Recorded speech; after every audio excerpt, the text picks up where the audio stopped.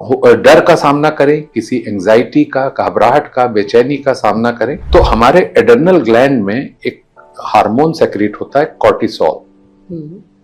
वो जा करके बहुत सारे ऑर्गन्स को टेम्परेरीली स्विच ऑफ कर देता है, जैसे डाइजेशन, रिप्रोडक्शन ऑर्गन को, पैंक्रियाज को।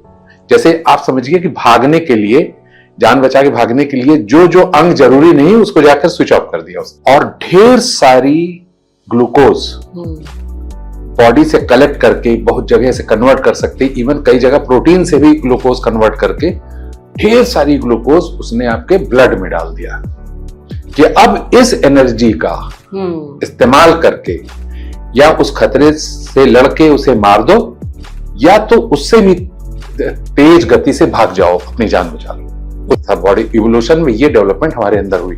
या तो भागता था पूरी ताकत से। अब आप सोचिए एक चीते से जान बचा के भागना कितना बड़ा श्रम है, कितना फिजिकल एक्टिविटी उसे करनी पड़ेगी, कहां कहां से भागेगा, कूदेगा, फांदेगा, पेड़ पे चढ़ेगा, कूदेगा, पानी में कूदेगा, कहां करके अपनी जान बचाए। तो इतना एक्सट्रीम जो फिजिकल लेबर वो करता था कि जितनी ग्लूकोज उसके ब्लड में गई है वो सब यूटिलाइज हो जाती थी, और उस भागने की वजह से उसके शरीर में सेलुलर कंडीशन हो जाती थी, नहीं ढेर सारी ऑक्सीजन पहुंच जाती थी। जब भागते हैं तो बहुत तेज सांस लेते हैं, ढेर सारी ऑक्सीजन पहुंचती, तो वो उसकी वजह से और भी स्ट्रांग और भी बलवान बनता चला गया मनुष्य।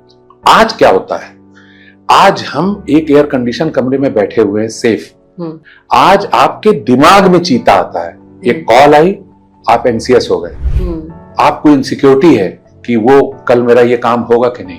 अब जितनी ग्लूकोज आपके ब्लड में पहुंची उसको यूटिलाइज करने के लिए उसी प्रोपोर्शन में ऑक्सीजन की जरूरत है। वो तब आएगी जब आप भागोगे, दौड़ोगे, वर्कआउट करोगे, वो तो आप कर नहीं सकते।